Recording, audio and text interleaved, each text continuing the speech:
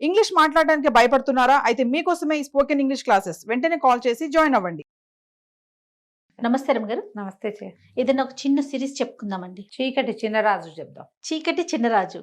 ఏంటి రమ్మగారు? ఏమి లేదు, మామూలు కదే, పేరే అలాంటిది. చీకటి కోడల్లాగా ఉన్నాయి. 16 రాత్రులు అనగానే మీరు ఒకటి ఎక్స్పెక్ట్ అదే చేస్తారు కదా.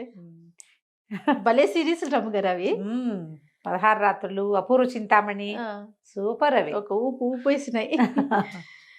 ఎవరెవరు చూడలేదో వాళ్ళందరూ మళ్ళీ చూడండి. మళ్ళీ చూడండి. అప్పుడు ఖచ్చితంగా కొత్తగా వచ్చిన వాళ్ళంతా కూడా ఆడియన్స్ డెఫినెట్ గా చూడాలండి.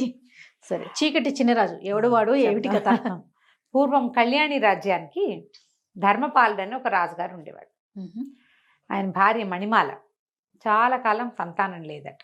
అయితే ఒకనాడు ఈయన వేటకెళ్ళాడు. వేటకెళ్తే కొంచెము వేట ప్రోగ్రాం అంతా హడావిడిగా ముగుస్తూ ఉండగా ఈయన కొంచెం పక్కకి వెళ్ళిపోయాడు సైన్యం నుంచి. మామూలుగా వేటకి వాటికి ఎట్లా వెళ్తారు, గుంపు ఉంటారు రాజుగారి వెనక. దేన్నో చూసి వేట తమకం. వేట ఏంటంటే అది ఒక పిచ్చ కింద ఉంటుందన్నమాట. ఏదైనా కనపడింది అనుకో దాని వెనకాల పరిగెడతారు. వెనకాల ఎవరైనా వస్తున్నారు రావట్లేదు చూసుకోరు. అవును. అది చూసుకొని తనతో ఈయన ఎక్కడికో వెళ్ళిపోయాడు అడవి మధ్యలోకి. వెళ్ళిపోతే ఈ అడవి మధ్యలో ఇంకా పులి దాడి చేసేసింది ఈయన మీదకి, వెనక్కి తిరిగేసింది. ఆ సమయంలో ఏమైంది, ఈయన బాణం వదిలేసరికల్లా ఈయన కంటే ముందే ఇంకో బాణం తగిలింది ఆ పులికి.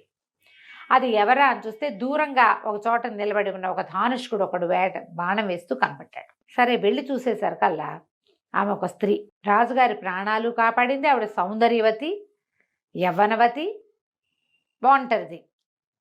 రాజుగారు ఎవరు ఏమిటి అని కనుక్కుంటే అక్కడున్న శంబర రాజ్యానికి రాకుమార్తెని, మా అన్నయ్య మేము వేటకొచ్చాం, నేను కొంచెం యువతలకు వచ్చాను, మా వాళ్ళు వెనకాల ఉన్నారు, మీ ఇది కనపడింది, మీరు పులిని తరుముకుంటూ వచ్చారు, పులి మీ మీదకి దూకపోతుందని బాణం వేశాను అని చెప్పింది. ఆ అమ్మాయి పేరు సుమరేఖ. ఆవిడ అన్నయ్య రాజవర్మ. ఈయన ఆవిడ సౌందర్యానికి పడిపోయాడు. ఓకే. ఆమెను వివాహం చేసుకుంటానని అడిగాడు. అడిగేసరికల్లా ఈవిడేమంది, ఇట్లా కనపడంగానే పెళ్లి చేసేసుకుంటారా అంటే, కాదు నేను వివాహితుడినే, నేను రాజు ఇంకో 2-3 పెళ్ళిళ్ళు చేసుకోవచ్చు, నువ్వు నా ప్రాణాలు కాపాడావు, నీ సౌందర్యము నాకు నచ్చిందని ఆవిడ్ని తీసుకొచ్చాడు తనతో పాటు. తీసుకొచ్చి పెళ్లి చేసుకున్నాడు. ఆ కాలంలో ఇది మామూలే కాబట్టి రాణిగారు ఏమనలా. ఓకే. చాలా కాలం సంతానం లేరు, ఈవిడికి పిల్లలు పుడతారని ఊహించారు. ఈవిడ ఒక మాధవి అని ఒక మనిషిని అరేంజ్ చేసుకుంది. క్రమంగా పెత్తనం అంతా చేజెక్కించుకుంది బాగా. మణిమాలాదేవి ప్రశాంతంగా నిశ్శబ్దంగా ఉండేది. ఇంతలో ఒక కొత్త వార్త వచ్చింది. ఏమిటంటే ఇంతకాలం పిల్లలు లేని మణిమాలాదేవి గర్భవతి అయింది అని. ఇప్పుడు వీళ్ళకి తట్టింది, ఈ సుమరేఖకి ఆమె అన్నయ్యకి. ఇప్పుడు రాణిగారికి మంగరంగ వైభవంగా సీమంతం చేస్తారు. పొద్దున ఆవిడ కుమారుడు పుడితే వాడు రాజు అవుతాడు. అంతే. ఇప్పుడు రాణిగా రాజుగారి ప్రేయసే సుమరేఖ. ప్రియ భార్య కానీ ఉత్తరాధికారి కాదు. ప్రజలు ఒప్పుకోరు. రాజు ఇంకా మరి ఇప్పటిదాకా గర్భవతి కానీ సడన్గా సంతానం అనేసరికి సంతానం మీద వ్యామోహం ఎవరికైనా ఉంటుంది. రాజ్యానికి ఉత్తరాధికారి. దాంతో వీళ్ళకి ఏమనిపించింది, ఎలాగైనా ఈవిడ్ని తప్పించేసేయాలి. తప్పించాలని ఏం చేశారు, ఆ సైన్యాధిపతి, అతని పేరు ఏదో సమరపాలుడు లేదా సమర భూపతి అనుకుందాం, ఈయన ధర్మపాలుడు కదా, ఆ సమర భూపతికి ఒక ఉత్తరం వచ్చింది. ఏమని, మణిమాలాదేవి రాసింది, రాజుగారి ప్రవర్తన బాగుండలేదు, ఎక్కువగా ఆయన సుమరేఖతో గడుపుతున్నారు, మరి సుమరేఖ పరిస్థితి కూడా ఏదో, ఆ అమ్మాయి చాలా పెత్తనాలు అవి చెలాయిస్తుంది, ఒకసారి రండి మీతో మాట్లాడాలి అని రాణిగారు రాసినట్టు ఒక ఉత్తరం రాయించారు. ఉత్తరం చదువుకున్నటువంటి సమరవర్మ వచ్చాడు ఇక్కడికి, అంతఃపురానికి వచ్చాడు. ఈ ఉత్తరం పంపించే రోజుల్లోనే ఈవిడ రాజుగారికి చెప్పింది, ఏమిటో ఆవిడ గర్భవతి అని, అదని, ఇన్నాళ్ళు కలగని సంతానం ఇవాళ ఎలా కలిగింది, మీరేమో ఎక్కువగా ఇక్కడ స్పెండ్ చేస్తున్నారు, అప్పుడప్పుడునే వెళ్తున్నారు ఆవిడ దగ్గరికి. ఆవిడ మీద కొన్ని మాటలు పుట్టినాయి. నా చెలికత్తెలు చాలామంది, నువ్వెవరితోటి మాట్లాడో మగవాళ్ళతో, మీ తోడుకోడలు అందరితోటి మాట్లాడుతుందని నాకు చెప్తున్నారు, సైన్యాధికారితోటి ఈవిడికి సంబంధం ఉందని రాజుకి హింట్ ఇచ్చింది. నేను నిరూపిస్తా, వీళ్ళిద్దరూ కలిసి ఉన్నప్పుడు నీకు నిరూపిస్తానని చెప్పింది. రాజు కొంచెం కాస్త ఆలోచిస్తున్నాడు, అవునా కాదా, ఇంతకాలం నుంచి కలుసున్నా, ఆవిడ చిన్నప్పుడే పెళ్ళయింది, ఆవిడ ఎప్పుడు అలాంటిది కాదు, ఇట్లా ఎందుకు వచ్చింది, ఈయనకి ఏమనిపిస్తుంది, నేను సుమరేఖతో ఎక్కువ గడుపుతున్నా, అందుకని ఈవిడేమైనా కొత్త వేషం వేస్తుందేమో అనిపించింది. ఈ ఉత్తరం చూసుకున్నటువంటి సమరవర్మ గారు వచ్చాడు. వచ్చి వాకిట్లో నుంచి లోపలికి అంతఃపురంలోకి ప్రవేశించాడు. సైన్యాధిపతి వచ్చాడు అనగానే మరి సహజంగా ఆయన ఎందుకు వచ్చాడో అని ఆవిడ లేచి వచ్చింది. వీళ్ళిద్దరూ ఓ గదిలోకి చేరేసరికల్లా రాజుగారు వచ్చేసారు. ఎవరెవరా ఇంత పని చేస్తావా, వీడిని బంధించండి అన్నారు. సైన్యాధిపతిని బంధించేశారు.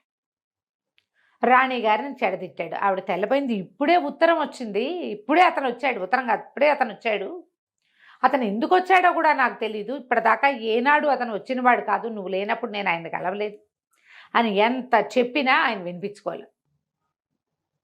అతను ఉత్తరం చూపించడానికేమో ఉత్తరం లాగేసుకున్నారు అతని దగ్గర నుంచి.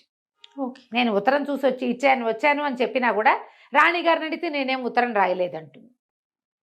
అతనేమో ఉత్తరం చూసి వచ్చానంటాడు. దాంతో అతన్ని బంధించారు, ఊరేశారు ఒక్క రోజులో. అయ్యో.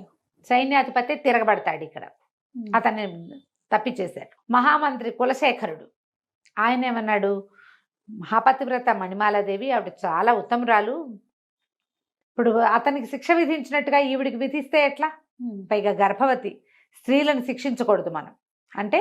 ఈయన ఏమన్నాడంటే, ఒక సుమంత్రుడని ఒక వీడిని పిలిచి సైనికాధికారిని, ఈవిడిని అడవుల్లో దింపేసిరా, బతికితే బతుకుతుంది, పోతే పోతుంది అని. నేను పతివ్రతనని ఆవిడ పదే పదే చెప్పింది. పతివ్రతమైతే బతుకుంటావు, లేకపోతే పోతావన్నాడు రాజు. ఈ సుమంత్రుడి దగ్గర గుర్రం ఎక్కించి పంపించేశారు. ఏం చేస్తుంది, గుర్రబండి ఎక్కించేశారు. వెళ్ళిపోతే అడవి మధ్యలోకి తీసుకెళ్ళి, కథ కూడా ఈ అడవి మధ్యలోకి వెళ్ళటం అదే మొదలు పెడతారనమాట. నేను తర్వాత కథ అంతా ముందు చెప్తున్నా.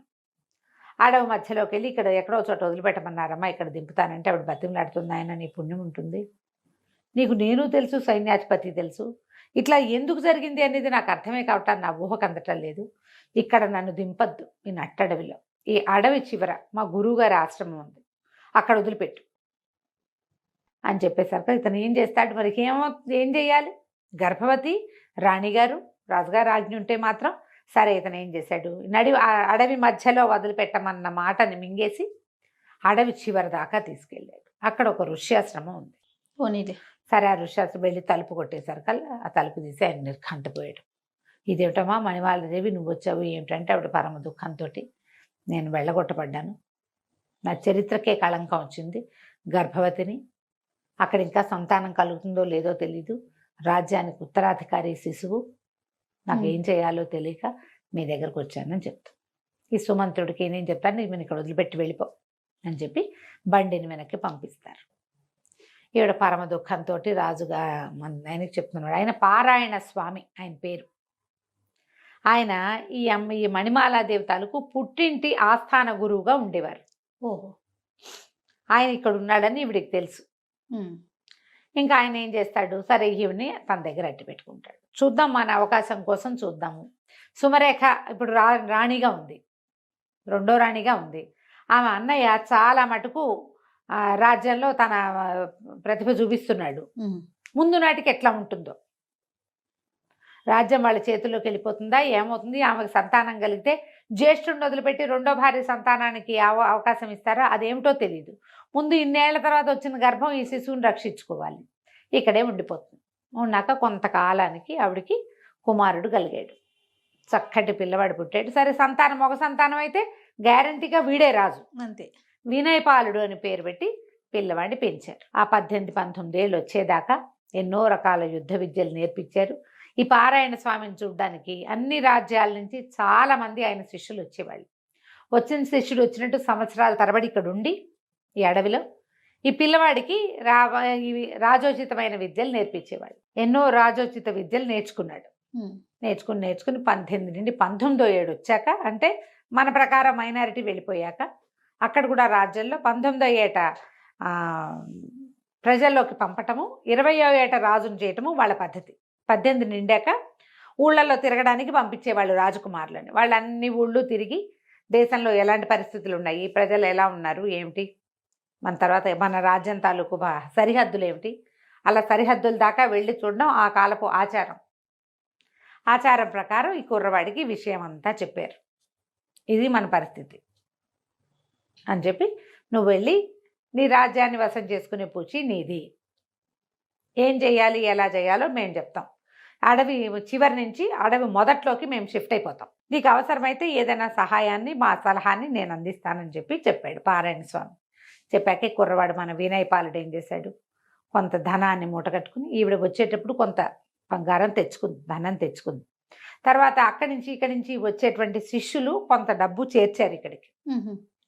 ఆ డబ్బు మూటగట్టి ఆ అబ్బాయికి ఇచ్చి పంపించారు. అతనికి ఒక గుర్రాన్ని అరేంజ్ చేశారు, గుర్రం వేసుకుని ఈ అడవంతా దాటి తర్వాత కాలంలో అమ్మ తండ్రి తల్లి పారాయణ స్వామి కూడా అడవి దాటి ఇటు చివరకు వస్తారు ఊరు వైపుకి. కానీ ప్రస్తుతం ఇతను వెళ్ళాడనమాట. వెళ్ళి కళ్యాణి రాజ్యంలోకి ప్రవేశించాడు. ఈ కళ్యాణి రాజ్యంలో ఎలాంటి పరిస్థితులు ఉన్నాయంటే రాజుగారిని చంపేశారేమోనన్న అనుమానం ఉంది.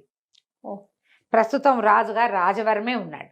సుమరేఖకి సంతానం కలగల. ఈ 18 ఏళ్లలో సంతానం కలగలేదు. రాజ్యం ఆవిడది. రాజుగారు తమ మాట వింటలేదని ఆయన్ని ఖైదు చేసి హౌస్ అరెస్ట్ చేశారని, అంతఃపురం లోపల భాగాల్లో ఎక్కడో ఆయన్ని బంధించారని చెప్తారు. కానీ ఆయన అయితే ఎవరికీ కనపట్టల. చంపేశారన్న మాట కూడా ఉంది. ఓకే, చంపేశారో బతికుంచి ఉంచారో అది ఇంకా తెలియదు. అది కూడా ఈ అబ్బాయి కనుక్కోవాలి. సరే, ఇతను ఏం చేశాడు, వెళ్ళి ఒక పేదరాశి పెద్దమ్మ ఇంట్లో చేరాడు. ఆవిడకి ఏం చెప్పాడంటే, ఆవిడ బాగా పాత రోజుల్లో బాగానే ఉండేది, ఇప్పుడు ఆవిడ దగ్గర ఏం లేదు, బయట నుంచి వచ్చే జనాలు కూడా ఎవరు లేరు. పెద్దమ్మ, సరుకులన్నీ తెచ్చి పడేస్తా, నాకు వండి పెట్టు, నువ్వు కూడా హాయిగా తిను, నేను ఎందుకు వచ్చాను ఏం చేస్తాను లాంటి పడక్కు, నీకు తిండి కావాలి అది నేను పెడతా అని చెప్పి సరేనని ఒప్పుకుంటూ వీడు ఏం చేశాడని సరుకులు తీసుకొచ్చి పడేశాడు. చక్కగా కమ్మగా వండి పెట్టేది, హాయిగా తినేవాడు. రాత్రిపూట పెద్దమ్మ కూడా చాపేసుకుని వీడు పక్కనే పడుకునేది, కానీ వీడు మంచం మీద పడుకునేవాడు. చల్లగా అర్ధరాత్రి అయ్యేసరికి ఊళ్ళోకి వెళ్ళేవాడు, ఊళ్ళో తిరుగుతూ ఉండేవాళ్ళు. అయితే ఇక్కడ రకరకాల పరిస్థితులు నడుస్తున్నాయి ఊళ్ళో. ఎప్పుడైతే రాజుగారు లేకుండా రాజుగారి బావమరిది రాజు అవుతాడో ప్రజలకు ఒక అసంతృప్తి ఉంటుంది. మధ్య మధ్యలో చిన్న చిన్న దొంగతనాలు, దారి దోపిళ్ళు అవి జరుగుతూ ఉండేవి. ఈ దోపిళ్ళని వాటిని అరికట్టడం కోసం కొంతమంది పూర్తి పాత రాజుగారి సేవకులు ఉంటారు, ఏమంటారు, నమ్మిన బంట్లు, వాళ్ళు తిరగబడతారు ఎక్కడో చోట. వీడు రాజు ఏంటి, వీడు అసలు మన రాజ్యం కాదు, వీడిదేమో అదేదో పల్లెటూరు వాడు, అంటే వీళ్ళు ఏమనాలి, ట్రైబ్స్ వాళ్ళు, వాడొచ్చి మన మీద రాజ్యం చేయటువంటి, మనకొక రాజ్యం, మన రాజ్యానికి ఒక పద్ధతి ఉందని ఇట్లా మధ్యలో నగరి జనాలు మాట్లాడుకుని తిరగబడేవాళ్ళు. దాన్ని అణచడానికి రాజవర్మ చాలా ట్రై చేసేవాడు. ఒక పెద్ద గుంపుల్ని కాపలా పెట్టేవాడు. రాత్రిపూట ఎక్కడ ఏ అల్లర్లు తలెత్తకుండా. ఈ అబ్బాయి ఏం చేసేవాడు, వినయపాలుడు ఊళ్ళో అంతా తిరిగి ఊళ్ళో పరిస్థితులు ఒకటి చూసుకుంటూ వచ్చేవాడు.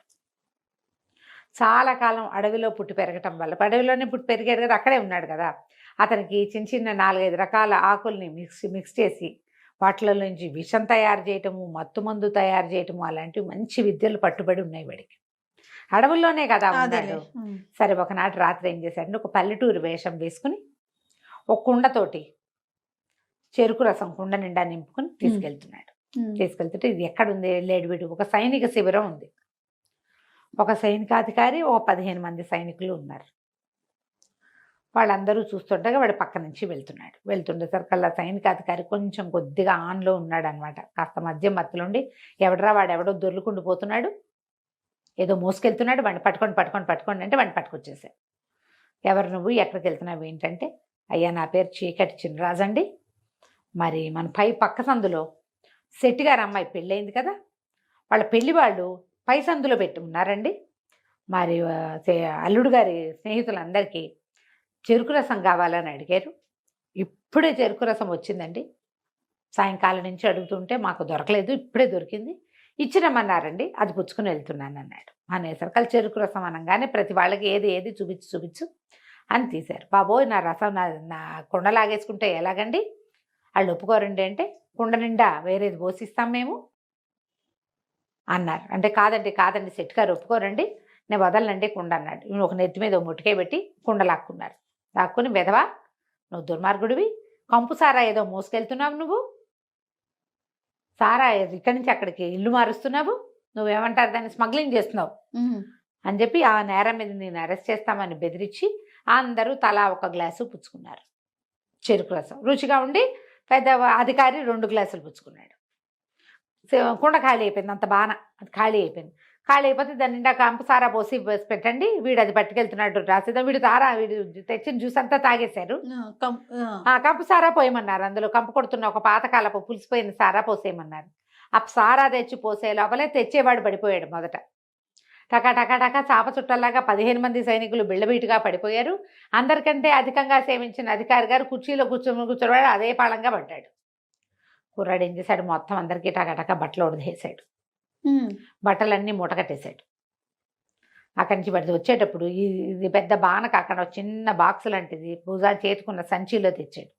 అందులో ఏంది కాటిక మసి వీళ్ళందరి మొహాలకి పులిమేశాడు. అందరూ లాగులతోటే ఉన్నారు, ఏం లేవు, బట్టలకి అక్కడే ఉంటే వేసుకుంటారు. బట్టలన్నీ మూట కట్టేసి అందరికీ చేతులు వెనక్కి పెట్టి కట్టేశాడు. ఆడ కూలబెట్టి అందరినీ లైన్గా కూర్చోబెట్టి వెళ్ళిపోయాడు. ఆ మత్తులో ఎవరేం చేస్తున్నారో వాళ్ళకేం తెలీదు. వాళ్ళు ఏం చేశాడు, వెనకాల ప్రతి వాళ్ళకి మసితోటి చీకటి చిన్నరాజు అని రాశాడు, వెళ్ళిపోయాడు. ఈ బట్టల మూట మోసుకుంటూ వెళ్తుంటే ఏమనుకుంటారు, చాకళ్ళు వెళ్తున్నారు అనుకుంటారు. అక్కడ ఒకళ్ళిద్దరు సైనికులు కనపడ్డారు, కానీ బట్టలు మోసుకెళ్ళేవాడిని ఏమంటారు, తెల్లవారుజామున చెరువులకు మోసుకెళ్ళే వాళ్ళు ఎవరో పట్టుకుపోతున్నారు అనుకున్నారు. బట్టలన్నీ తీసుకెళ్ళిపోయి పేదరాశి పెద్ద ఇంట్లో దాచేసి పడుకున్నాడు వీడు మాట్లాడకుండా. ఓ 3-4 గంటలు నిద్రపోయి తెల్లారాక వచ్చేసాడు ఇక్కడికి మామూలు బట్టల్లో. మసిపూసి మారేడుకాయలు చేసి అక్కడ పెట్టాడు. తెల్లారేసరికి చేరిపోయాడు. పొద్దున్న లేచేస్తే ఏముంది, వీళ్ళు ఇంకా మత్తులో దోగుతున్నారు. కాస్తా స్పృహ వచ్చి చూసుకుంటే ఒంటి మీద బట్టలు ఉన్నట్లేవు, ఏమిటో చేతులు కట్టేసి ఉన్నట్టున్నాయి, అయోమయంగా ఉంది వాళ్ళకి. జనాలు ఒకళ్ళు చేరిపోయారు. పొద్దుటిపూట కొడకాళ్ళు బుడ్డాళ్ళు వాళ్ళు వీళ్ళు చేరతారా, వాళ్ళందరూ కేరింతలు కొట్టారు. ఎవరో ఉన్నారు, మసిపూసున్నారు, వీళ్ళు మొహాలు గుర్తుపట్టేలాగా లేవు, నగలు తీసేశాడు. అందరికీ నెత్తి మీద స్థిరస్థానాలన్నీ తీసుకెళ్ళి ఒక మూల బారేశాడు. అక్కడ ఏదో మురుగుంటుంటే అందులో బారేశాడు. బట్టలు లేవు, భోజిపాతరాయిళ్ళుగా ఉన్నారు ఇంచుమించుగా, అందరు దిశమొల్లలతో ఉన్నట్టే, ఏవో చిన్న వస్త్రాలు లోపలేసుకునేవి ఎంత ఉంటాయి. అక్కడి నుంచి జనం అంతా చేరారు. నోట్లో కొన్నేమో వాళ్ళవి ఆ శిరస్త్రాన్ని మెడలో వేసుకుని మఫ్లర్ లాంటివి నోట్లో కుక్కేశాడు. మూలేదా ఆలేదు, నోటి నుంచి మాటలు రావట్లేదు, వాళ్ళకేదో తెలుస్తోంది కానీ తెలియటం లేదు. అక్కడి నుంచి జనం అంతా చేరారు, గందరగోళం. సైనిక శిబిరం ఇది, వాళ్ళేనో కాదో తెలీదు, దగ్గరికి వెళ్తే ఏమవుతుందో తెలీదు. జనాలంతా చేరారు. ఈ లోపల ఒకళ్ళు ఇద్దరు తొందరపడి కాస్త ముందుకెళ్తుంటే ఇక్కడ నుంచున్నాడు కాబట్టి ఓబోయ్ ఇంకా నయం, అందులోకి వెళ్ళామంటే నువ్వు ఏమవుతుంది, దీన్ని ట్యాంపర్ చేసినట్టు అవుతుంది సాక్ష్యాలని. అదొకటి. వీళ్ళు నీ మీద పడితే అంతారేమో తెలీదు, అసలు వాళ్ళు ఎవరో తెలీదు. రాజభట్లు వచ్చేదాకా వీళ్ళని ముట్టుకోకూడదు, ఇక్కడి నుంచి ఖబర్ అందించాలా. లేనిపోంది వాళ్ళ జోలికి వెళ్ళామంటే నీ నెత్తి మీదకి వస్తుంది, నిన్ను ఉరికంబానికి ఎక్కిస్తారు, నువ్వే చేసావంటారు అనేసరికి ఆ ముందుకెళ్ళిన ఉత్సాహవంతుడు కూడా వెనక్కి వచ్చేసాడు. జనం అంతా చేరిపోయారు. ఈ లోపల రాజస్థానానికి కబురు వెళ్ళింది, ఇక్కడ సైనిక శిబిరంలో కొంతమంది కట్టేసి ఉన్నారని, వాళ్ళ మొహాలు నిండా మసి ఉందని, ఒంటి మీద గుడ్డలు లేవని, సైనికులు లేరని, వీళ్ళే సైనికులేమోనని అనుమానంగా ఉందని. ఈ మొత్తం మీద ఏం చేశారు, సరే ఇంకొంతమంది వచ్చి ఆ నోట్లోంచి గుడ్డలు లాగితే వీళ్ళే మేబేరమన్నారు. వీళ్ళని ఎట్లా తీసుకెళ్లాలో తెలియలే. సరే ఆయన అన్నాడు, ఎలా ఉన్న వాళ్ళని అలా తీసుకొచ్చేసేయండి అన్నాడు. ఇక చేతులు కాళ్ళు కట్టేస్తున్న జనం అందరినీ సభలోకి ప్రవేశపెట్టారు. పెడితే ఏముంది, గోచిపాతరాయిళ్ళు, మొహాల నిండా ఒంటి నిండా మసి, వీపుల మీదేమో చీకటి చిన్నరాజు రాస్తుంది అని రాసేసింది. ఇక దాంతో నేను అన్నాడు, ఎవరో చేశారు ఇది కావాలని. ఏం తాగారు అనేది వీళ్ళు చెప్పలేకపోయారు. వీళ్ళు ఏం చేశారు, ఎవడో ఒకడు ఏదో తెచ్చాడు, అవి తాగామని చెప్పల. వాడెవడో ఒక పల్లెటూరు వాడు వచ్చాడని, తమ మొహాల మీద ఏదో విసిరాడని, దానివల్ల తాము స్పృహ తప్పి పడిపోయామని వాడు ఇది చేశాడని చెప్పారు. వాడు చెరుకు రసం తెచ్చాడు, మేము తాగాము, వాడిని మ్యాన్పులేట్ చేద్దామనుకున్నాం, వాడు మమ్మల్ని మ్యాన్పులేట్ చేశాడు. అలా నిజాలు ఎవరు చెప్తారు? అదే కదా, ఎవడో ఒక పల్లెటూరి వాడు అన్నది మాత్రం జనంలోకి వెళ్ళింది. పల్లెటూరు వేషంలో ఉన్నాడు వాడు. అక్కడి నుంచి ఈయన అన్నాడు, సరే కాపలా పెంచండి, పల్లెటూరు వేషాల్లో పై ఊళ్ళ నుంచి వచ్చిన వాడు ఎవరైనా ఉన్నారేమో కనుక్కోండి, ఏ సత్రాల్లో మనుషులు ఎవరు దిగారో చూడండి అన్నారు. ఆ ఆజ్ఞలు వెళ్ళిపోయినాయి బయటికి. వీళ్ళనేమో నిలబెట్టారు. కాళ్ళు చేతులన్నీ కట్లన్నీ ఊడదీసేసరికి వీళ్ళని ఏం చేద్దామండి అంటే, వీళ్ళెందుకు బెతవలు, వాడెవడికో దొరికిపోయారు, చంపేయండి వీళ్ళని అన్నాడు. అనేసరికి ఆశ్చర్యపోయారు అధికారులంతా. ఏమిటో ఒక 15 మంది మత్తుకి లొంగి దొరికిపోతే వాళ్ళని చంపేస్తారా? మహా అయితే సస్పెండ్ చేస్తారు, అంతేనా?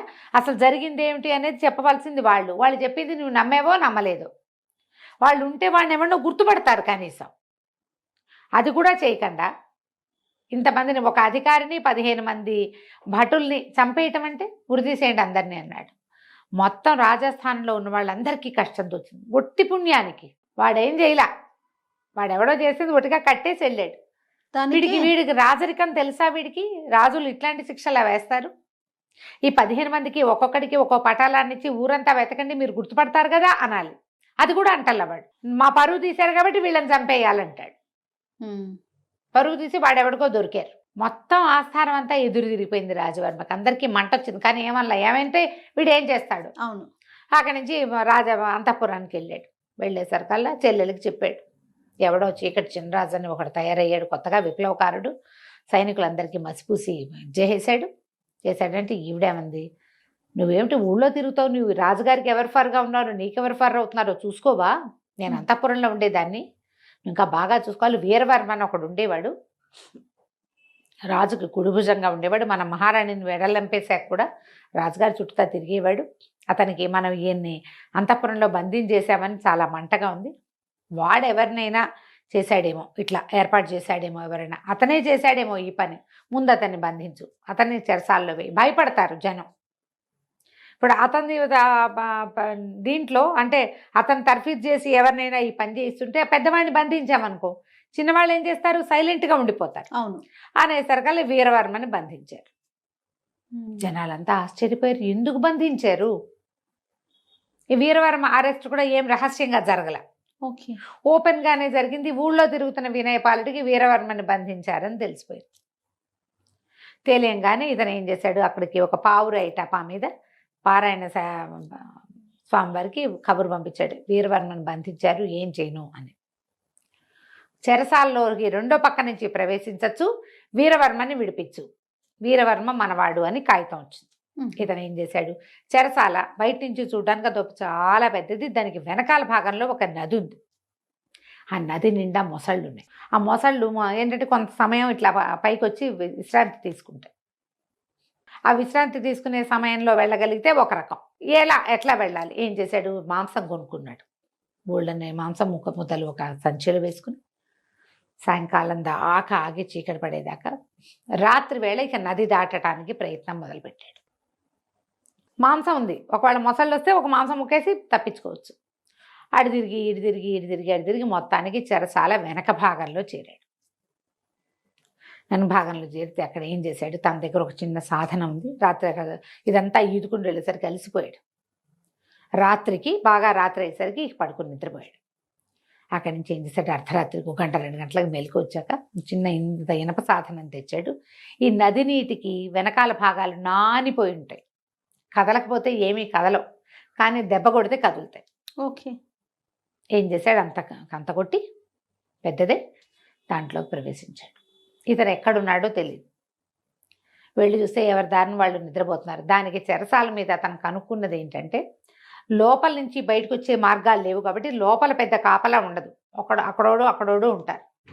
లోపల నుంచి బయటికి రావడానికి ఒకే ఒక పెద్ద దారి ఉంది, పెద్ద దారిలో 100 మంది ఉంటారు. రెండో దారి ఈ నది. నదిలోకి ఎవడెళ్తాడు, చాలా ఎత్తు, దాని నిండా నీళ్లు, దాని నిండా మొసళ్ళు, కాబట్టి ఎవడు ఆ వైపు ప్రయత్నం చేయడు. ఎట్లా తప్పించుకోవాలి అనేదంతా చూసి ఏం చేస్తాడు, లోపలికి వెళ్ళిన తర్వాత ఒక ఖైదీ ఎవరో ఒక అతను ఇట్లా బయట చెప్టాలాగా ఉంటే అక్కడ పడుకుని ఉంటాడు. ఆ పక్కన చేరాడు. అన్న వీరవర్మని బంధించారంటగా, ఏం చేస్తారంటే, ఏముంది చేస్తారా, పట్టుతాడేసి ఊరేస్తారు రేపొద్దున అంతే. మరి ఊరేసే ఎటానా, మరి ఒకళ్ళని ఊరేసుకుంటుంటే అంతేరా, అయితే పారిపోవడానికి దారి ఉందా అన్న అంటాడు. ఎందుకు లేదురా దారి, బ్రహ్మాండంగా ఉంది, బయటకు వెళ్తే చంపేస్తారు, దాని మీద లోపల చచ్చిపోవడం బెటరు అనేసరికల్లా, కాదన్నా పొద్దున్న రాళ్ళు కొడుతుంటే ఒకటి చెప్పాడు నాకు, నది వైపు నుంచి పారిపోవచ్చు అంటన్నా, దానికి దారి ఉందంట అన్నాడు. అనగానే వాడు అన్నాడు, ఆ రెండో ఖైదీ, ఒరే పారిపోయే వీలుంటే మనం పోదాం రా, వీరవర్మ ఎందుకురా మనకన్నాడు. అట్లా కాదు, వీరవర్మని తీసుకెళ్తే వీరవర్మ కోసం వెతుకుంటారు, వీరవర్మ పెద్దవాడు, మనం చిన్నవాళ్ళం కదా, మన ఎవరు పట్టుకుంటారు, ముందు వీరవర్మ ఎక్కడున్నాడో చెప్పు అని అడిగాడు. ఎందుకు చెప్పను, నాకు తెలుసు, నేను పొద్దునే చూసా, పద వెళ్దామని ఆ వీరవర్మ దగ్గరికి తీసుకుపోయాడు. ఆ లోపల ఉన్న ఎవరు 2 సెంట్రీలు ఉన్నారు అంతే. వాళ్ళని చూసి ఓ పక్క నుంచి చెరుకో దెబ్బ కొట్టి వాళ్ళని లాగేశాడు. ఆ వీరవర్మ ఉన్న దాని దగ్గరికి వెళ్ళారు. దానికి ఏం పెద్ద తాళం లేదు, పాడు లేదు, ఇట్లా తోసి పెట్టారు. అతను ఒక 50 ఏళ్ల వాడు. అక్కడికి వెళ్ళి, నేను తప్పించడానికి వచ్చాము, అనేసరికల్లా మీరెవరు, ఎందుకు బయటకు తీసుకెళ్ళి నన్ను చంపేస్తారన్నాడు. చంపేమో మేము పారిపోవటానికే వచ్చామని చెప్పి తీసుకొస్తారు బయటికి. తీసుకొచ్చి ముగ్గురు కలిసి ఆ దారి గుండా వెళ్ళిపోతారు బయటికి. అప్పుడు వీరవర్మని అడుగుతాడు, నదిలో మొసళ్ళు ఉన్నాయన్నారు, నాకు ఒక్క మొసలు కూడా కనపడలేదు, వీటికి ఈ నదికి ఇంకో దారి ఉందా? ఆయన పక్కపక్క నవ్వే, లేదు నదిలో అసలు ఒక్క మొసలు కూడా లేదు, సైనికులే ఒకళ్ళిద్దరిని చంపేసి మొసళ్ళు లాక్కుపోయినాయని ఊర్లో ప్రథ పుట్టించారు. మొసళ్ళు లేవని తెలిస్తే ఎవడో ఒకడు ప్రాణాలకు తెగించి వచ్చేస్తాడు, మొసళ్ళు ఉన్నాయంటే రారు కదా, భయపడతారుగా. అందుకని మేమేరు చేసిన ఏర్పాటే, రాజుగారు చేసిన ఏర్పాటే ఇది, మొసళ్ళు ఏమీ లేవంటే ఈదుకుంటూ ముగ్గురు బయటికి వెళ్ళిపోయారు. తెల్లవారుజాముకి వీళ్ళు దాటేటప్పుడు, కంతలోంచి దాటేటప్పుడు ఏం చేశారు, వాళ్ళు మొదట పెట్టిన కంత ఎంత, మన చీకటి చిన్నరాజు రావడానికి వినయపాలుడు వచ్చే కంత, ముగ్గురు వెళ్ళడం కోసం చుట్టూతా అంచులన్నీ పగలగొట్టారు. తెల్లవారుజామునే ఒకడెవడో బాత్రూమ్కి వెళ్ళటం కోసం లేచి, అప్పుడు కొంచెం వెన్నెల బాగా ఉంది, వెలుగు ఎండాకాలపు దగ్గర రోజులు, తొందరగా వెలుతురు వచ్చేసి ఆ కంత కనపడింది వాడికి. కనపడ్డం ఏమిటి, సెంట్రీల కోసం చూస్తే లోపల ఉన్న సెంట్రీలు చాలా తక్కువ మంది ఉన్నారు సైనికులు. వీడు ఒకళ్ళు అందరినీ లేపొచ్చేసి, అరే ఇటు నుంచి పారిపోవచ్చురా, నదిలో పడిపోతే పోతాం, పోని మొసళ్ళు ఉన్నాయి, ఒకళ్ళనో ఇద్దరినో లాక్కుపోతాయి, మిగిలిన వాళ్ళంతా బతికేస్తాం కదా అని చెప్పేసి మొత్తం లోపల ఉన్న ఖైదీలు అందరూ బయటకు వచ్చేసారు. వీరవర్మే బయటకు వచ్చిన సంగతి తెలీదు, ఖైదీలందరూ పోయారు కదా, అంతా బయటకు వచ్చేసారు. వీళ్ళు ఇదంతా ఈదుకుంటూ అడవి దారి పట్టారు. అతనికి ఈ కుర్రాన్ని చూసినప్పటి నుంచే అనుమానంగా ఉంది, వీడిని ఎక్కడో చూసినట్టుంది పిల్లాన్ని అని. అక్కడికి తీసుకెళ్ళాడు, అడవికి తీసుకెళ్తే అడవి మొదటి విభాగంలోనే పారాయణ స్వామివారు చిన్న కుటీరం నిర్మించుకుని మణిమాలాదేవితో సహా అక్కడే ఉన్నాడు. అందులోకి వెళ్ళేసరికల్లా ఆయన చూసి దండం పెట్టాడు, ఈ కుర్రాడు నన్ను రక్షించాడండి అంటే, కుర్రాడు కాదు నిన్ను రక్షించింది, నిన్ను రక్షించిన కారణం ఇంకొకటి ఉందని అమ్మాయి అని పిలవగానే ఆవిడ లోపల నుంచి వచ్చింది. ఆవిడ చూసేసరికల్లా గంటపేడు, అమ్మ బతికే ఉన్నారా తల్లి, సంతానం కలిగిందా మీకు, ఎట్లా ఉన్నారు ఇంతకాలం అని అడిగితే, నాకు కలిగిన సంతానమే నిన్ను తీసుకొచ్చిందిరా నాయన అని చెప్పి, ఇగో పిల్లవాడు ఈయనే యువరాజు అని చెప్పేసి చాలా సంతోషించాడు. రాజుని బంధించారు. అయితే మనం రాజుని బయటికి తేవడానికి, నేను బతికే ఉన్నాడు, ఆయన చావల, మరణించలేదు, జీవించే ఉన్నాడు. అంతఃపురంలో ఒక ప్రత్యేకమైన ఇది ఉంది, చెరసాల లాంటిది, దాంట్లో అందులో ఉన్నాడు. నేను ప్రజల్ని పట్టుకోగలుగుతాను, ప్రజలంతా కూడా రాజే కావాలని కోరుకుంటున్నారు, రాజవర్మ పద్ధతులు మంచివి కాదు, మన సొంత సైనికులకి మనం శిక్షలు వేయకూడదు, ఎప్పుడు శిక్ష ఇంగానే మన మీద వ్యతిరేకత వచ్చేస్తుంది. అతను అట్లాంటివి ఎన్ని చేశాడు, మొత్తం రాజ్యాన్ని చేజెక్కించుకున్నాడు. మనం ముందు రాజుని గనక తప్పిస్తే అప్పుడు ఏ పనైనా చేయొచ్చు. రాజుని తప్పించటం ఎలా, రాజుని తప్పించాలంటే సులువైన మార్గం ఏంటంటే మంత్రి కులశేఖరుణ్ణి పట్టుకోవడం. కులశేఖరుడి మీద కూడా కొంత తేడా వస్తుంది, ఇంకా కొద్ది రోజుల్లో కులశేఖరుని కూడా తప్పిస్తారు. రాజ్యం ఆనుపాను తెలియటం కోసం వీళ్ళని ఉంచాడు. అదంతా మొత్తం రాచరిక పట్టంతా వచ్చిందంటే కులశేఖరుని కూడా తప్పించేస్తారు.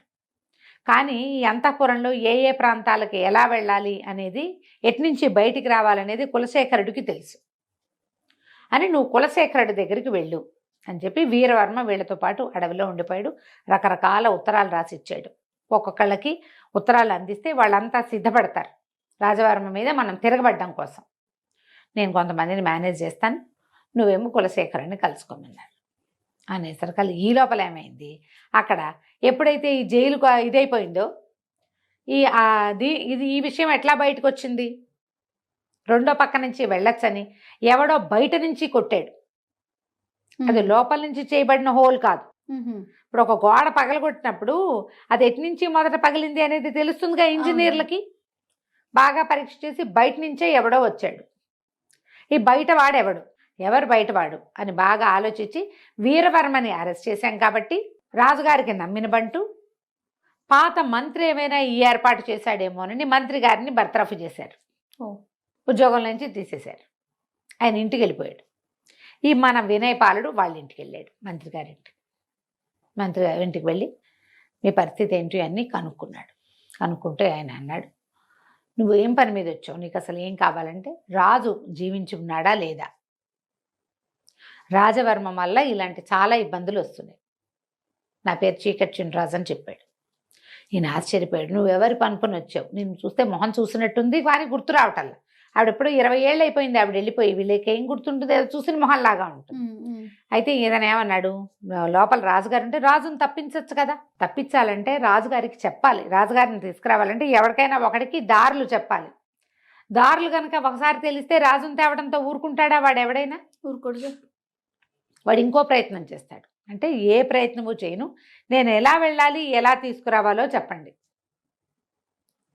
మీరు దారి చెప్తే దారి ప్రకారం నేను వెళ్తా. నేను బాగా ఆలోచించి ఇంకో దారి లేదు, రాజును బయటికి తెచ్చేందుకు మార్గం లేదు, ఆయనకు సొంతంగా సంతానం లేదు. ఈ కుర్రాడు నేను రాజు కొడుకునని చెప్పలా, ఒక ఏమంటారు విప్లవకారుడానే చెప్తున్నాడు. వీరవర్మని నేను తప్పించాను, వీరవర్మ అనుయాయిని అని చెప్పాడు. నీ దగ్గరికి వీరవర్మే పంపించాడు, వీరవర్మ తప్పించుకున్నాడు, ఇదంతా తెలిసిన కథే కదా. అందుకని ఈయనేం చెప్పాడంటే దీనికి ఒక మార్గం ఉంది. ఈ అంతఃపురంలోకి రోజు విడిచి రోజు నీళ్లు వదిలిపెడతారు నదిలో నుంచి. అక్కడ ఒక పెద్ద ఇనప గేట్ ఉంటుంది, 10-15 మంది సైనికులు కాపలా ఉంటారు. ఆ గేట్లోంచి పిట్టను కూడా లోపలికి పోనివ్వరు. గేట్లు ఎత్తుతారు, ఇనప గేట్లు. ఇప్పుడు మన ఈ ఆనకట్టలకి ఎత్తుతారుగా రిజర్వాయర్లకి, ఆ ఇనప గేట్ ఎత్తినప్పుడు లోపలికి నీళ్లు వెళ్ళిపోతాయి. లోపల ఒక కొలను, తర్వాత వంట ఇంటి అవసరాలకి మొత్తం కావాల్సిన నీరంతా లోపలికి వెళ్ళి అవి నిండిపోగానే దారి మూసేస్తారు. రోజు విడిచి రోజు లేదా 2 రోజులకు ఒకసారి. ఆ దారి నుంచి చేపను కూడా రానివ్వరు. జల్లెళ్ళు ఉంటాయి, జల్లెడ ఉంటుంది, మనుషులు ఉంటారు. అదొక్కటే దారి లోపలికి వెళ్ళటానికి.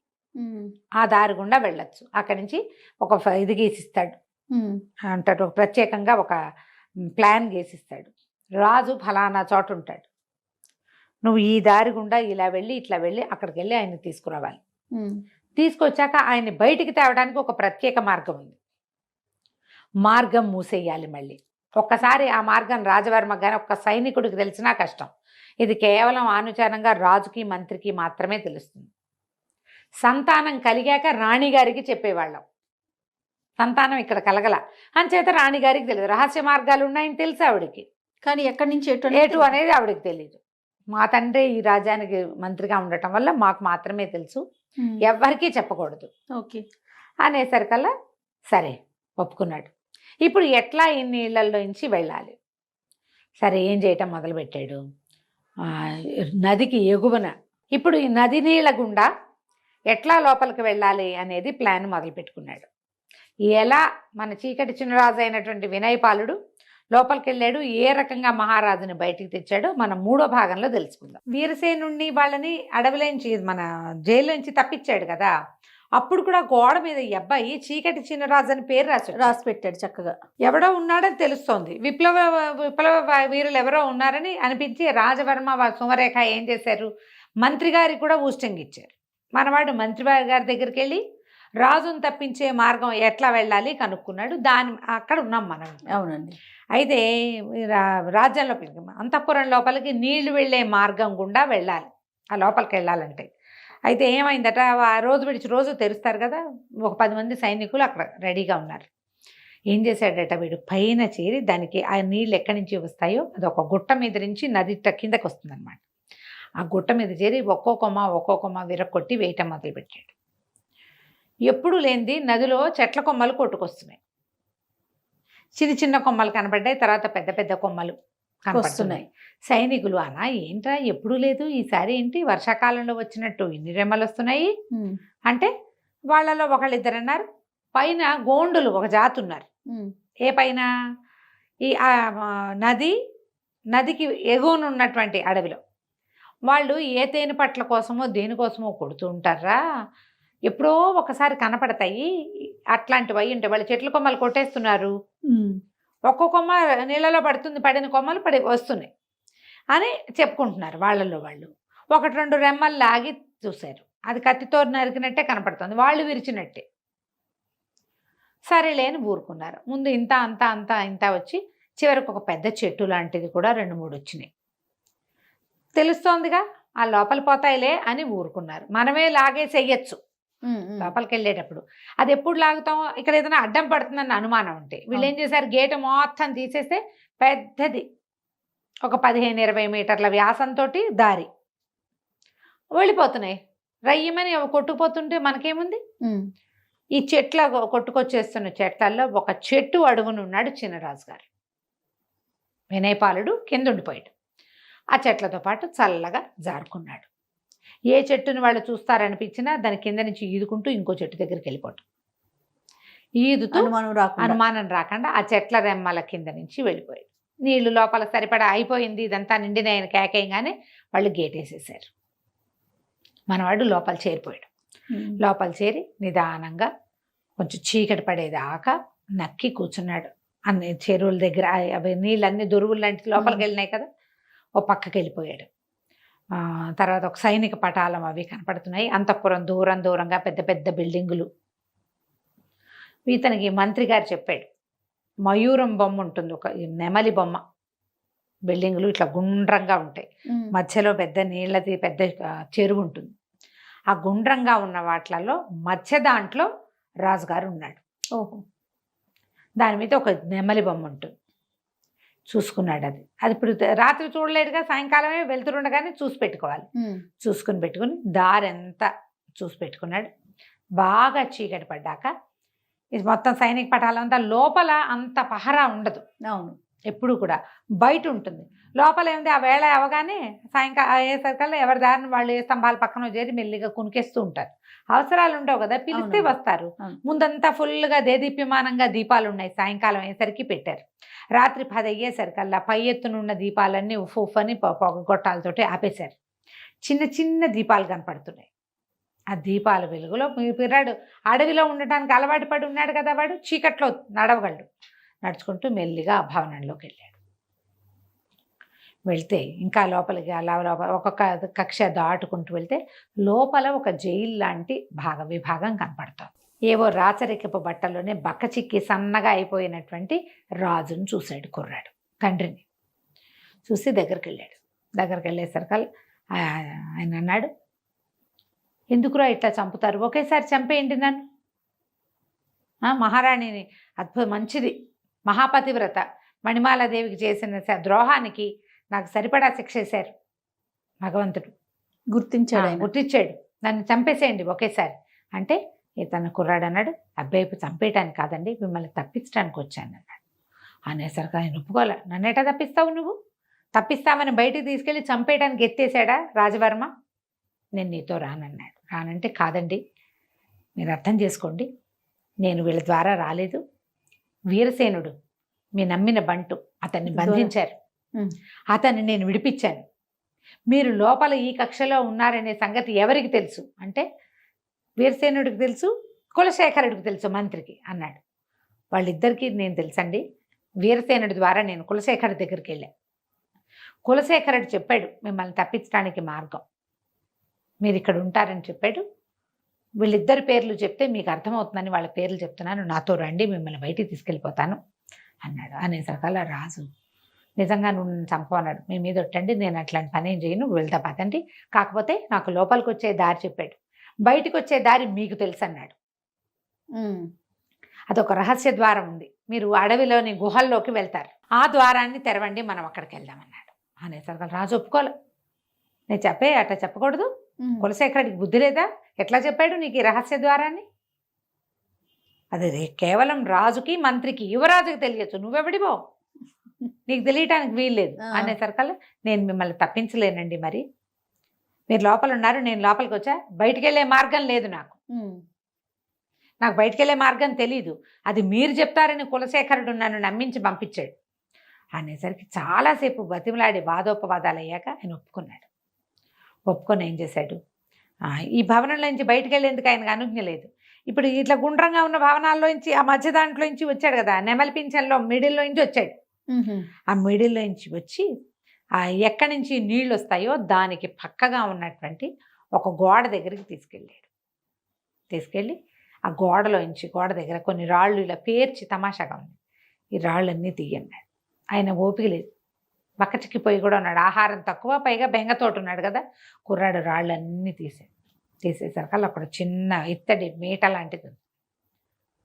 ఆ పొడి పని కదిపేసరికి ఆయన అన్నాడు, ఒకవేళ ఇట్లా కనుక మనం చేస్తే వాళ్ళు ఎవరైనా పసిగెట్టారంటే అందులోకి వచ్చేస్తారంటే, కాదు రాదు, నేను మొత్తం అన్నీ సరిచేసి వస్తానన్నాడు.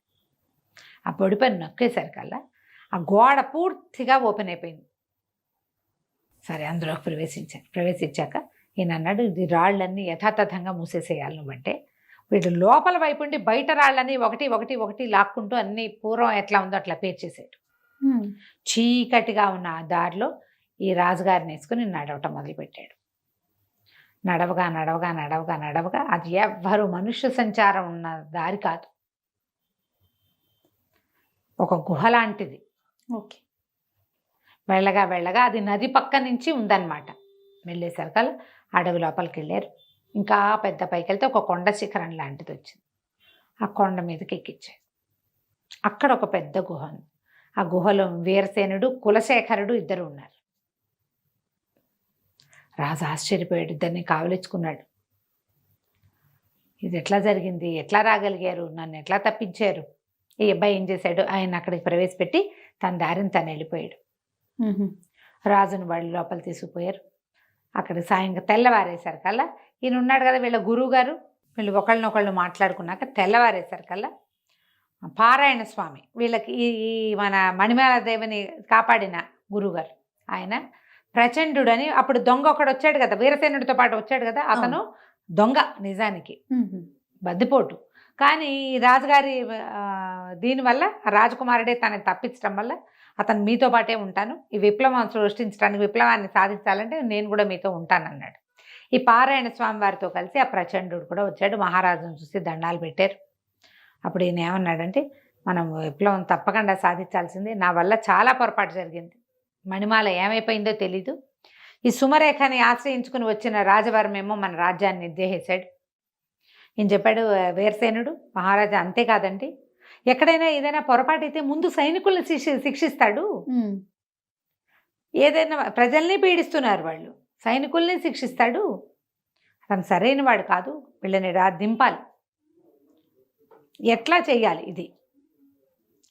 ఇప్పుడు వీళ్ళకి ఇక్కడ ఉన్నది ఎవరు? మంత్రి, వీరసేనుడు, ప్రచండు, పారాయణ స్వామి, రాజు, ఐదుగురు ఉన్నారు. ఈ ఐదుగురిలో వీరసేనుడినేమో అరెస్ట్ చేశారు, ప్రచండు ఏనాడో అరెస్ట్ అయ్యాడు. వీళ్ళు ప్రజల్లోకి వెళ్ళి జనాల్ని కూడగట్టడం అది వాళ్ళ వల్ల అయ్యే పని కాదు, టైం పడుతుంది. అవును అవును. కులశేఖరుడు కూడా ఉద్యోగం ఊడిపోయింది. రాజు జీవించలేడన్న అనుమానం ఊళ్ళో ఉంది. జనాన్ని కూడగట్టాలంటే పబ్లిక్లోకి వెళ్ళాలి కదా. అయితే ఏమన్నాడంటే కులశేఖరుడు, అట్లా కాదండి, ఇంత అద్భుతమైన కార్యక్రమాన్ని మమ్మల్ని అందరినీ ఇక్కడ సమావేశపరిచాడు, పెద్ద యజ్ఞంలాగా జరిగింది, దీనికి అంకురార్పణ చేసింది మన పారాయణ స్వామి అయితే, ఇదంతా కార్యసాధన చేసిన వాడు ఒక మా కుర్రవాడు ఉన్నాడు, అతను రావాలంటే ఈ వినయపాలుడు చక్కగా రాజుగారి బట్టలు వేసుకుని చక్కగా విలువైన వస్త్రాలు ధరించి వచ్చాడు, ఇతనే ఈ ఏర్పాటు అంతా చేశాడు, మమ్మల్ని అందరినీ ఒక చోట చేర్చాడని చెప్పారు. రాజుగారు అన్నారు, ఈ అబ్బాయిని ఎక్కడో చూశాను అనిపిస్తుంది, అర్ధరాత్రి చూశాడు ఆయన. అదేలే. తెల్లవారేసరికల్లా ఆయనేమో పంపించేశాడు, వాడు దాన్ని వాడు వెళ్ళిపోయాడు కదా. అనేసరికల్లా ప్రభు మిమ్మల్ని రాత్రి తప్పించింది, వీరసేనుడిని తప్పించింది ఇతనేనండి, ఈ అబ్బాయి పేరు వినయపాలుడు అని చెప్పారు. రాజుగారు కొడుకు అని చెప్పలే. ఓకే. ఇప్పుడు ఏమిటి ప్లాన్ ఆఫ్ యాక్షన్, ఏం చేయాలంటే వీరసేనుడిని మారువేషంలోకి వెళ్ళిపోమన్నాడు. వెళ్ళిపోయి నీకు ఎంతమంది ఉన్నారు, ఎవరున్నారు, ఎంతమంది రాజుగారికి రాజభక్తి ఉన్నవాళ్ళు, పాతరాజు మీద భక్తి ఉన్నవాళ్ళు, రాజును చూసి 15-20 సంవత్సరాలు అయింది వాళ్ళు, ఆవిడ సభలు చేయనిచ్చేది కాదు సుమరేఖ. తర్వాత ఆయన హౌస్ అరెస్ట్ చేసేసింది క్రమంగా. వాళ్ళ అన్నయ్య రాజుగా చెల్లమణి అవుతూ వచ్చాడు. ఓకే. మామూలుగా ఏ రాజ్యానికి ఆ రాజ్యం రాజుల మీద భక్తి ఉంటుంది, వాళ్ళ పూర్వకాలం నుంచి వాళ్ళ తండ్రుల్ని సేవించిన ప్రీతి ఉంటుంది వాళ్ళకి. ముందు ప్రీతి ఉన్న దళవాయిల్ని వాళ్ళని కూడగట్టుకోవాలి, వీరసేనుడి పని అది. మంత్రి గారు వెళ్ళిపోయి ఎవరు రాజవర్మకి అనుకూలరు, ఎవరు యువరాజును కోరుకుంటున్నారో మీరు ఈ పక్క నుంచి సెన్సెస్ తయారు చేయండి, దసరా నాటికి ఈ పని చేద్దాం. ఎందుకంటే దసరా చాలా అత్యద్భుతమైన ఉత్సవాలు జరుగుతాయి ఇక్కడ. ఈ ఉత్సవాలలో మనం మన విప్లవాన్ని తీర్చుకోవచ్చు. ఈ లోపల మనం ఈ 3-4 నెలల్లో జనాల్ని గ్యాదర్ చేద్దాం. రాజు తప్పించుకుపోయాడు అనేది తెలిసిపోయింది లోపల. కానీ ఆయన ఎట్లా తప్పించుకెళ్తాడు అనేది, ఏ రకంగా వెళ్ళగలిగాడో వాళ్ళకి తెలియలే. గోడ మీద చీకటి చిన్నరాజు రాయబడి ఉంది. మళ్ళీ ఎట్లా ఏం చేయాలి అంటే, ఏముంది చేయడానికి, కనపడితే చంపేద్దాం ఈసారి అంతే. మనం విప్లవం తెస్తున్నారు తిరుగుబాటుదారులు అని అనిపించిన వీరసేనుడిని లోపల పెట్టాం, వాడు తప్పించుకున్నాడు. కులశేఖరుడు కనిపించట్లేదు. వీళ్ళంతా ఏం చేస్తారు, మన దగ్గర సైన్య బలం ఉంది, మన వాళ్ళందరినీ పిలిపించుకుందాము అని చెప్పి తమ జనాన్ని కొంతమందిని దింపుకున్నారు సుమరేఖ, రాజవర్మ కలిసి. కానీ పండగలు పబ్బాలు మానలా వాళ్ళకి ఏంటంటే చాలా మహా సరదా పండగ రోజుల్లో చేయించుకోవటం. అన్ని పండగలు బ్రహ్మాండంగా చేస్తారు. ఈ ఉత్సవాలు మొదలవుతాయి కొద్ది రోజుల్లో, దానికి ఏర్పాట్లు అవుతున్నాయి ఊరంతా. కానీ ఊళ్ళో ఒక గగ్గోలు మొదలైంది. రాజు బతికే ఉన్నాడని, ఆయన మళ్ళీ రాజు అవటానికి సిద్ధంగా ఉన్నాడని, ఏదో జరగబోతోందని, తలా ఒక కత్తి కటారు పట్టుకునైనా యుద్ధానికి సిద్ధపడాలని ఒక ఇది ప్రచారం జరుగుతుంది. ప్రచారం ఇదంతా ఎలా ఉంది, లోపల లోపల జరుగుతోంది.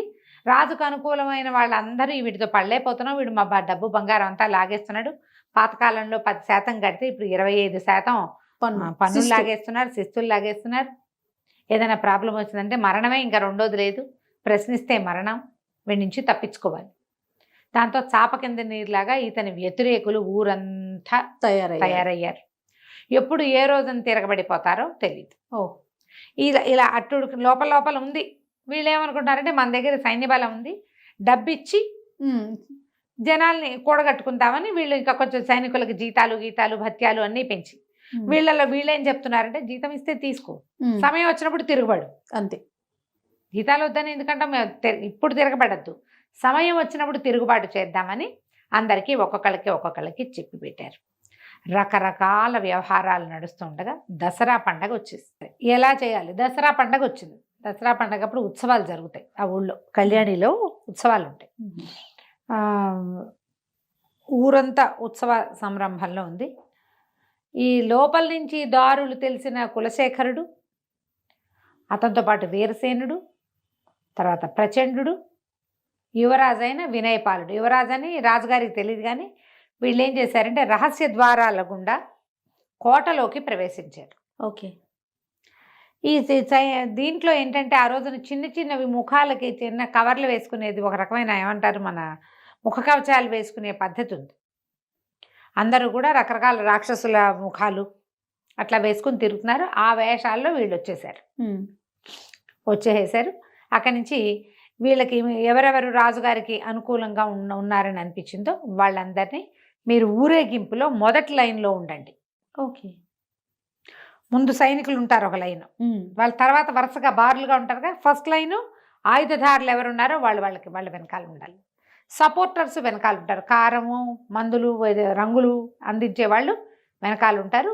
వరుసగా ఏమి లేరు వాళ్ళు. అంతమందిని వీళ్ళు గ్యాదర్ చేయలేరు, కొంతమందినే చేయగలిగారు.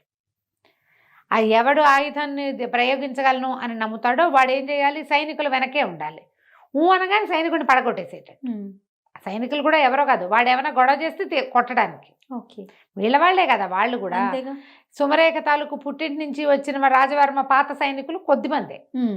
మిగిలిన వాళ్ళంతా పెద్ద పెద్ద జీతాలతో ఇక్కడ లొంగదీసి ఉంచుకున్న వాళ్ళు, భయపెట్టి ఉంచుకున్న వాళ్ళు, రాజదండనకి భయపడిన వాళ్ళు, ఏదో ఉద్యోగం చేసినా చేయాల్సిందేనని భావించేవాళ్ళు. ఈ గుంపు జనాభా చాలామంది ఉన్నారు.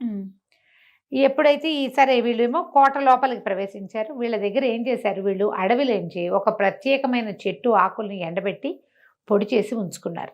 దానికి ముఖానికి కవచం లేకపోతే తుమ్ములు దురదలు వస్తాయి. ఓహో. ఈ దసరా పండగ రోజున ఉత్సవం నాడు అపరాజితాదేవిని ఊరేగించి చెరువులో కలుపుతారు, నదిలో. ఆ రోజున వసంతం చల్లుతారు, బుక్కాలు చల్లుతూ ఉంటారు. ఊరంతా రంగులమయంగా ఉంది, అంతా రంగులు చల్లుతున్నారు. వీళ్ళేం చేశారు, ఈ పైకి వచ్చిన వాళ్ళ నలుగురు చేతుల్లోనూ వసంతం ఉంది. ఈ వసంతంలో వీళ్ళు ఆకుపొడి కలిపేశారు. ఈ దగ్గరికి వస్తూనే ఇలా ఊదే సాధనాలతోటి ఈ సుమరేఖ మీద, రాజవర్మ మీద ఆ రంగు చల్లేశారు. ఓకే. ఇక పెద్దగా తుమ్ములు సైనికుల మీద కూడా పడ్డాయి. ఇది చల్లిన నలుగురు మాత్రం ఒంటికి కవచాలు వేసుకున్నారు. వాళ్ళ ఒంటి మీద పడలా, వాళ్ళ ముక్కులోకి వెళ్ళలా. ఎవరో దూరంగా నిలబడి ఉన్న సైనికులకి వీళ్ళ మీద రంగులు చల్లకూడదు. రాజు రాణి మీద ఎవరు చల్లుతారు? అవును, రాణిగారు, ఆవిడ అన్నయ్య, రాజప్రతినిధి. కింద ఊరేగింపంతా ఊరంతా రంగులమయం, ఎవరి మొహం ఎవడికి ఏమీ కనిపించట్లా. ఈ చల్లబడిన రంగుల్లో సైనికులు కూడా తెలియలా. దగ్గరకు వచ్చిన వాళ్ళ మీద కూడా అది పడిపోయింది. ప్రతివాడు చేతులు కోకేసుకుంటున్నాడు, మొహాలు కోకేస్తున్నారు, పిచ్చి పిచ్చిగా తుమ్మేసుకుంటున్నారు. వీళ్ళ మీద ఎవరో రంగులు చల్లారని చుట్టుపక్కల దూరంగా ఉన్న సైనికులు పరిగెత్తుకొచ్చారు. పరిగెత్తుకొస్తే ఈ నలుగురు, ఇప్పుడు తుమ్మేవాడెవడో తుమ్మని వాడెవడో తెలియదు ఆ గుంపులో, అంతే. వాళ్ళ మీద పడి చాలా మంది వీళ్ళని పట్టేశారు. ఆయనకి వాళ్ళకి అంగరక్షకులుగా ఉన్న వాళ్ళందరినీ పడుకోబెట్టేశారు వీళ్ళు. ఇంకా ఊళ్ళో ఊరేగింపు నడుస్తుంటే ఒక్కొక్క చోట అగో పైన సుమరేఖని రాజవర్మని పట్టేశారని కానీ సైనికుల్లో కొందరు తిరగబడంగానే ఈ వెనకాల ఉండేలు బద్దలు అట్టడి చిన్న చిన్న సాధనాలు కూడా పట్టుకున్న వాళ్ళు కూడా సైనికుల మీద తిరగబడిపోయి అందినవాడు అందినట్టు ఒక్కొక్క సైనికుడిని పెడరెక్కలు విరిచి కట్టిపారేశారు. ఓకే. ఒక్కడు వరే వదలంటా నేను మీ వాడినే అన్నవాడిని వదిలేశారు, గింజుకున్న వాడిని కట్టేశారు. ఊరేగింపు అయ్యి ఆగి అమ్మవారిని చెరువు దగ్గరికి పెట్టేశారు కల్లా 70% సైనికులకి తాళ్లే ఉన్నాయి. జనాలే మోసపోతున్నారు ఊరేగింపుని. అమ్మవారిని పూజారులు వాళ్ళు వీళ్ళు చెరువులోకి దింపేశారు. నదిలోకి దింపేసి వెనక్కి తిరిగి వస్తూ ఏం చేశారు, ఇంక ఈ సందడి ఏముండదు, ఎవరి దారిని వాళ్ళు ఇళ్ళకి వెళ్ళిపోతారు కదా. వీళ్ళల్లో చిన్న చిన్న గుంపులుగా ఏర్పడి తాళ్ళు కట్టేసిన సైనికులను ఈడ్చుకొచ్చారు కొంతమంది. దేవాలయపు వ్యవహారం అంతా ముగిసిపోయింది, వాళ్ళ దారిని వాళ్ళు వెళ్ళిపోయారు. వీళ్ళందరినీ సభాభవనం దగ్గరికి, కోట దగ్గర గుమ్మం దగ్గరికి లాక్కొచ్చేసారు. లాక్కొస్తే కొంతమంది ఒక్కొక్కడు వరే బుద్ధి గడ్డి తిన్నారా నాయన, ఎవరు దొరికారు, మనకి యువరాజు దొరికాడా, మహారాజు దొరికాడా, దేనివల్ల ఇదంతా చేస్తున్నారా, ఈ గలభా ఎందుకురా అంటే మహారాజే ఆయన తప్పించుకున్నాడు అనగానే కొంతమంది తాళ్ళోడు వేసుకున్నారు స్వతంత్రంగా. ఓకే. ఒక ఇంతలో పెద్ద కొమ్ము బూర మోగింది, కోట వశమైపోయింది అని రాజుగారు ప్రవేశించాడు. అన్ని సంవత్సరాల తర్వాత రాజు నా కోట కోడ మీద చూస్తుంటే సంతోషించారు. ఆయన గడ్డం మీసని నెరిసిపోయినాయి, తలకాయ ముగ్గుబుట్టు అయిపోయింది, ఉంగిపోయాడు మనిషి. మరి 20 సంవత్సరాలు అయిపోవాలా.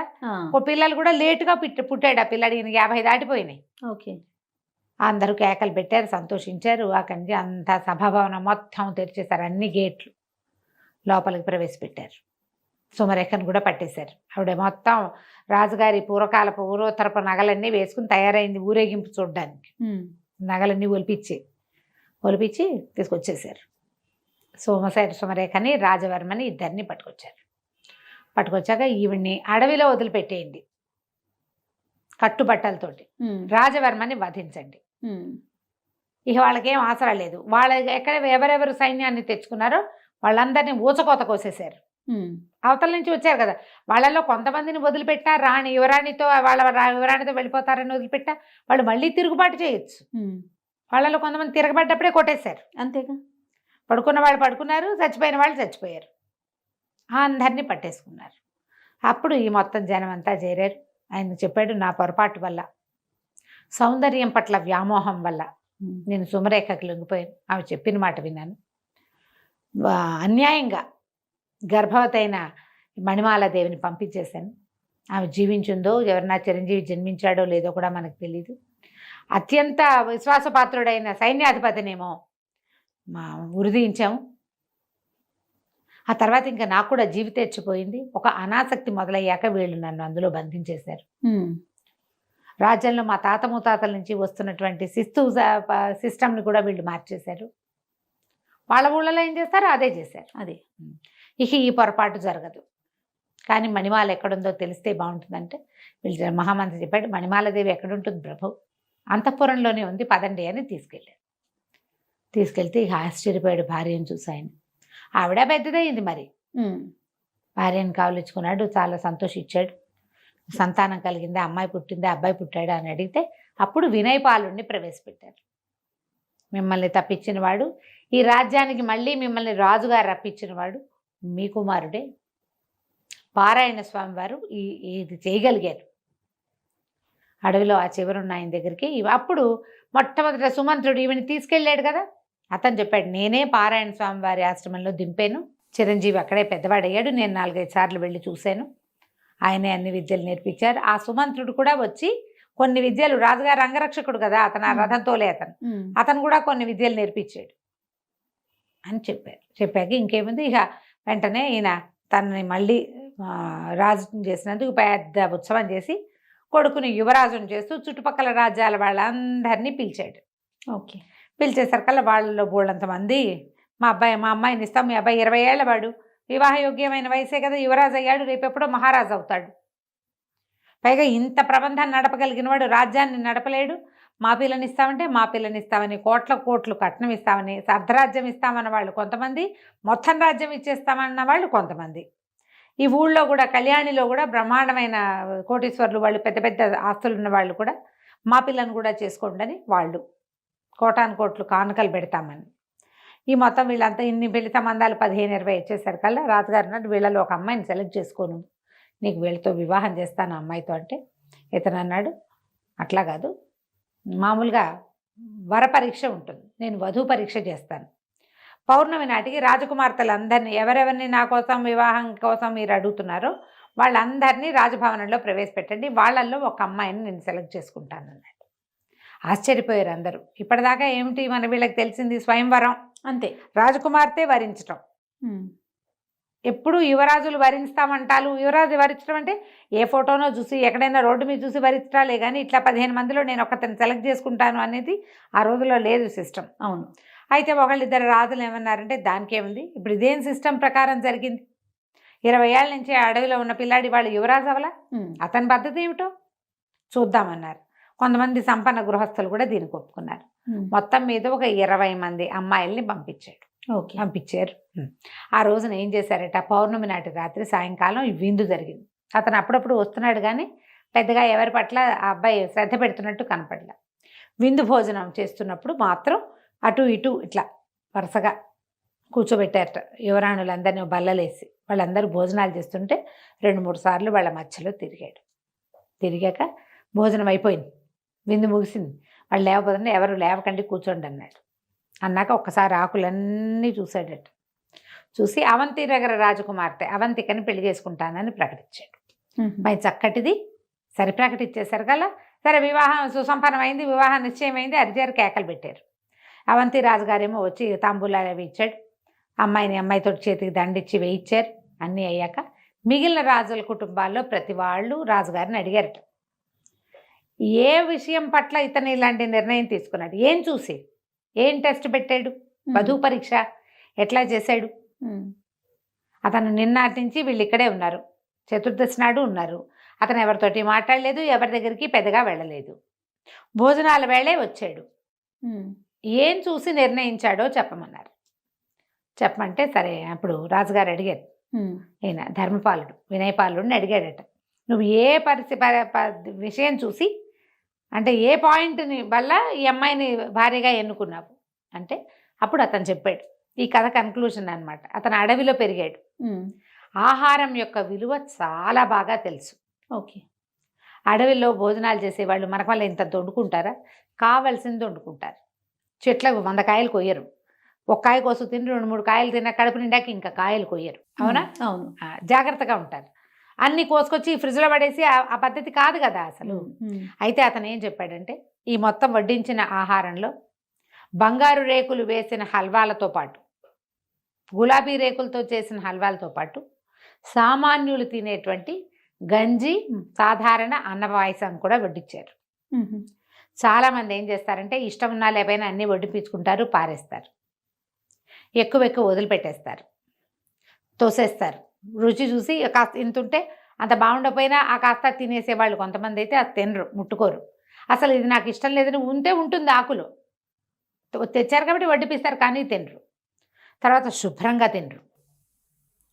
మొహానికి అంటించుకునేవాళ్ళు కొంతమంది తింటుంటే పెద్దవాళ్ళకి అంటుతుంటాయి. అక్కడి నుంచి చెయ్యంతా పూసుకుంటారు ఇంకొంతమంది, చుట్టూతా పోసుకుంటారు ఇంకొంతమంది. శుచి శుభ్రం లేదు, జాగ్రత్త లేదు, మర్యాద లేదు ఆహారం పట్ల. ఇలాంటి వాళ్ళని నేను చూడలేదు, నాకు నచ్చల. అవంతిక తనకు కావాల్సిందే వడ్డించుకుంది. బంగారు రేకులు పైన పరిచిన హల్వా పాయసం తిన్నట్టుగానే గంజిని కూడా రుచి చూసి తీసుకుంది. తన ఆకులో వడ్డించిన ఏ పదార్థమో ఆమె పారేయలేదు. ఆమె అరిచేతికి అన్నం అంట్ల. అందుకని లేవద్దు అని అన్ని ఆకులు చూశాడు కదా, ఏ పదార్థమో పారేయలేదు, చుట్టూతా పోసుకోలేదు, ఒంటి మీద పడలేదు. అంటే ఈమెకి జాగ్రత్త, శుచి, శుభ్రత ఉన్నాయి. వడ్డించిన ఆహారం పట్ల భగవంతుడు ఇచ్చిందని ఇది ఉంది, మర్యాద ఉంది, గౌరవం ఉంది. నాకు అది కావాలి. నేను అడవిలో పెరిగాను, ఆహారాన్ని వృధా చేసేవాళ్ళు నాకు నచ్చరు. దొరికింది కదా అని వేసుకోవటం, అక్కర్లేదు కదా అని పారేయటం, ఈ 2 విధానాలు సరైనవి కాదు. ఒక రాణికి ఉండవలసిన లక్షణం అది కాదు. దొరికినవన్నీ తీసుకోకూడదు, అవసరం లేదని విసిరేయకూడదు. అందుకని నేను అది లేకుండా కావాలనుకున్నాను, అట్లా సెలెక్ట్ చేసుకున్నానని చెప్పాడు. అందరూ ఆశ్చర్యపోయారు రాజులు.